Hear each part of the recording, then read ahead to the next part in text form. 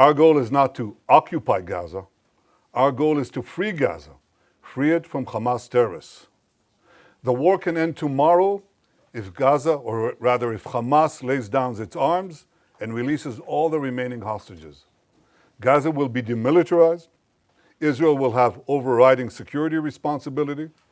A security zone will be established on Gaza's border with Israel to prevent future terrorist incursions. A civilian administration will be established in Gaza that will seek to live in peace with Israel. That's our plan for the day after Hamas, and let me summarize it. 5 principles for concluding the war. 1, Hamas disarmed. 2nd, all hostages freed. 3rd, Gaza demilitarized. 4th, Israel has overriding security control. And 5, non-Israeli peaceful civilian administration. By that I mean a civilian administration that doesn't educate its children for terror, doesn't pay terrorists, and doesn't launch terrorist attacks against Israel. That's what we want to see in Gaza. So it's neither Hamas nor the PA. That's our plan. Given Hamas's refusal to lay down its arms, Israel has no choice but to finish the job and complete the defeat of Hamas. Now, we've done a great deal. We have about 70 to 75% of Gaza under Israeli control, military control. But we have 2 remaining strongholds, okay? These are Gaza City and the central camps in the Muasi. That's roughly, it's schematically presented here, but it's fairly accurate. Last Thursday, Israel's Security Cabinet, instructed the IDF to dismantle the 2 remaining Hamas strongholds in Gaza City and the central camps. Contrary to false claims, this is the best way to end the war and the best way to end it speedily. We will do so by first enabling the civilian population to safely leave the combat areas to designated safe zones. In these safe zones, they'll be given ample food, water, and medical care, as we've done before. And again, contrary to false claims, our policy throughout the war has been to prevent a humanitarian crisis, while Hamas's policy has been to create it. Since the beginning of the war, Israel has let in close to 2 million tons of aid. I know of no other army that has enabled such aid to go to the civilian population in enemy territory.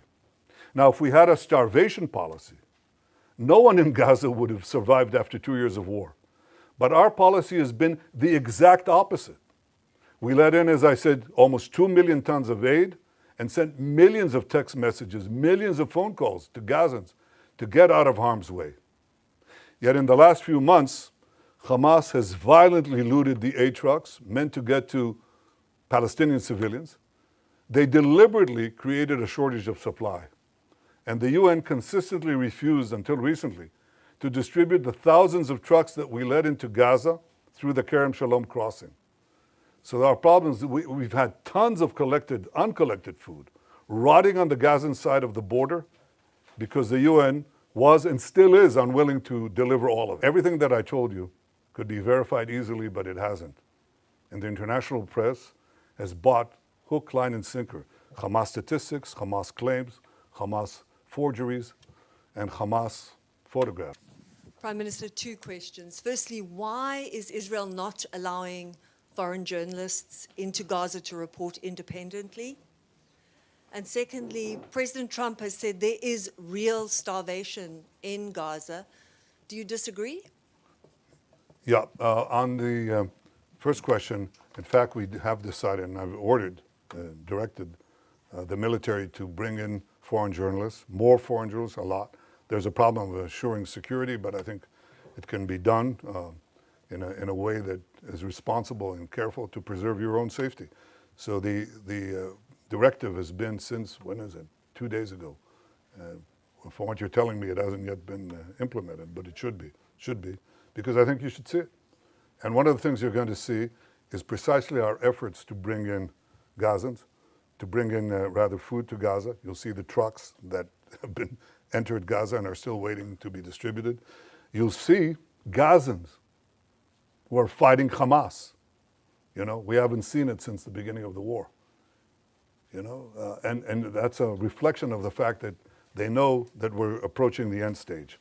And these people are, risking their lives and their families, but they say, we can't take it anymore, and they fight back. And the other thing you'll see is physical destruction. And the physical destruction is not because Israel is destroying structures with people in there. That's not what's happening. Israel, in fact, is clearing the population, as in Rafah. But the Hamas terrorists who may stay in those areas booby-trap just about every single building. Not every single building, but a lot of them. And every road, and every street, and every junction, every intersection. So one of the things that we do is we place basically old APC, armored personnel carriers, with tons of explosives, and we detonate them, and they set off all the booby traps. That's why you see the destruction. And we do similar things in the tunnels. The tunnels, these terror tunnels, we put TNT in them, and we detonate that after people have left. But they're under buildings, so the buildings collapse. That's why you see destruction. You see destruction not because we go after civilian populated areas, but in fact areas that have been cleared of civilians and are still rife with terrorists. And that's how we've been able to reduce actually the civilian casualties and increase, of course, the terrorist casualties. I very much appreciate President Trump's support through this entire seven-front war, his magnificent cooperation in the battle to stop the existential threat from Iran, his support throughout, and his support now. He says two things. He says all 20 hostages have to be released, and he says Hamas should not be there. And I think that he, like me, he recognized the fact that there have been deprivations in Gaza caused by Hamas. Hamas has been the cause of that. And what we have to do is overcome it. So we're working together to overcome it. Thank you, Prime Minister. Two questions, please.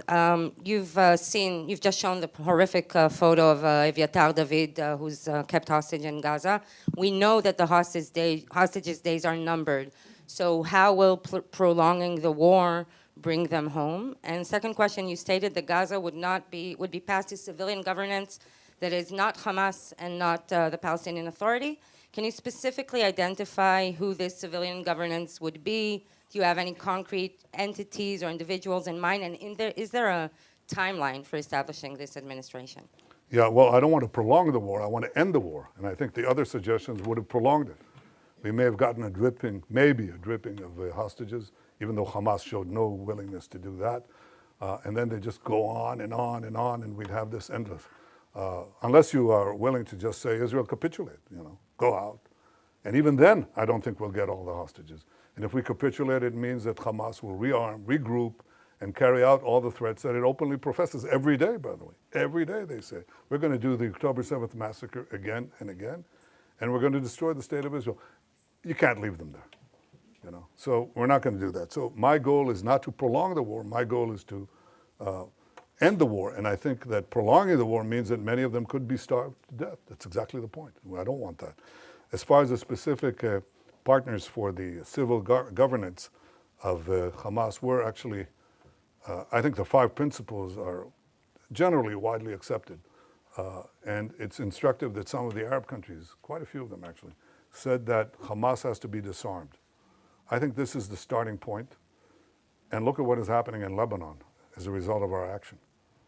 The Lebanese government, the new Lebanese government, is talking about disarming Hezbollah. Who would have believed it? Well, some of us did. I did. And that's changing the Middle East, as I promised to do on the second day of the war.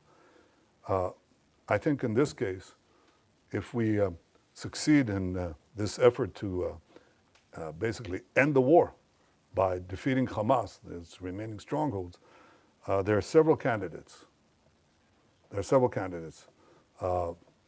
That we're talking about, several constructs.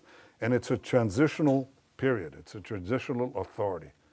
It's going to be there because we don't want to, contrary to what I said, we want a security belt, but right next to our border.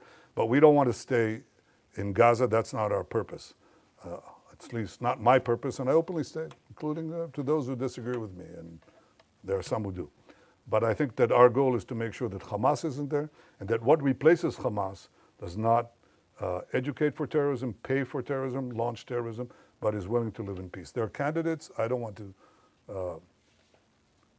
spoil the chances of succeeding here because I think they're real, but they're real providing we finish the job. See, no one's going to go in there if we don't finish the job. We can talk about the day after until eternity. No one's going to go in there unless we finish Hamas, and we're able to finish Hamas. Yes, Welt TV Germany. Thank you, Mr. Prime Minister. So the German Chancellor has once again defended his decision not to send weapons to Israel, which can be used in Gaza. He said a friendship can and must withstand that. From your perspective, what has changed in this relationship? Look, I respect Friedrich Merz. I think he's been a good friend of Israel, but I think he's buckled under. Buckled under the pressure of false TV reports, the pressure, internal pressure from various groups. And I can say this, and I don't want to talk about him specifically, but I want to say this. Look, maybe some choose to forget October 7th. We will not forget what happened. And we will do whatever it takes to defend our country and defend our people, defend our future. We will win the war, with or without the support of others. But I think that I think there's an issue here. And the issue is many leaders tell me, look, we know you're right, but we can't stand in the face of the public opinion in our country, especially European leaders. They tell me that over and over again. And I say, that is your problem. It is not our problem. It is not our problem. You know? In Munich, everybody celebrated Munich. Everybody celebrated the capitulation in Munich, the Munich Peace Conference, peace in our time. Okay? And everybody lambasted Churchill who opposed it. So what? The difference now is maybe they thought then that there was a real chance for peace by succumbing to the Nazis. But I don't believe anybody seriously thinks that now. And we're facing neo-Nazis. You know, Chancellor Merz's predecessor was here, okay? And he, on the first or second day of the war, he was there, on the first days of the war. And he told me, he said to me, they're exactly like the Nazis. And they are. And we're not going to leave. We're not going to leave the Nazi, the remainder of the Nazi army, in the equivalent of Berlin. You know, don't go into Berlin and don't finish off the Nazi army, the German army. Of course not. I mean, that's what people are telling us to do. And I'm not going to do it. And the Israeli people are not going to do it. We're going to do it. And we have enough criticism within, but the majority of the people, if you really check it, the majority of the people say, that's a result we can't afford if we want to live here. So we're going to do what we need to do. And I hope that Chancellor Merz changes his policy. And you know when he'll change his policy, for sure? When we win. Given what the IPC says is the unfolding spectre of famine in the Gaza Strip, would you accept that your 11-week blockade, complete blockade on Gaza, played a role in that? And also, given the killings that we have seen at the GHF aid sites, how will you guarantee that that kind of disaster will not happen when you have 1 million more people displaced? Thank you. Well, number one, the problem that we had was trying to stop Hamas looting. There's no question there was Hamas looting. Everybody saw it. You could see it. Hamas terrorists taking over trucks and so on. We tried to do two things simultaneously. Stop the trucks and bring in the trucks through the GHF distribution points. Okay. It wasn't successful. And it wasn't successful, among other things, because Hamas interdicted also the GHF program, the distribution point. So Hamas created this problem, and it was directed against us. Immediately, we have a starvation policy, which is completely false, any more than we have a genocide policy, which is equally false. We don't. Not this, not that. I don't know of a country that texts millions of messages to civilians to get out of harm's way, giving up the element of surprise, or calling them individually on cell phones. Yet Israel is accused of genocide. It's absurd. Or starvation policy. But there was a problem of deprivation. No question about it. And so we had to solve it. And the way we solve it is the way I described it to you. And there are now not 0 trucks, but at least in, I think last time I checked, hundreds of trucks that went into Gaza. That's alleviating the situation. Now we want to increase the number the number of distribution sites. So there's not, basically you answer this problem, or you solve this problem by the law of supply and demand. If you have a lot of supply, if you flood Gaza with food, which some of it will be pilfered, there's no way to get around that, will be looted by Hamas, but you'll have, if enough food reaches the marketplace, so to speak, then you'll see a difference. And you know what the difference is? How do we know for sure there's a difference? Because we monitor, as any one of you could, the price of food in Gaza. It's plummeted. It's plummeted ever since that we decided to take the, to do the humanitarian surge. And it'll plummet more if other countries join us. So I called on other countries to join in the airdrops. I actually called them to help persuade the UN to move those trucks, because every truck that goes in brings down the price of food. That's what happens. And when you have no shortage like that, then you don't have also the crowding around distribution points. And by the way, a lot of the firing was done by Hamas, seeking to have response by our forces, and very often they didn't. They held back. They stayed their fire, even though their own lives were on the line.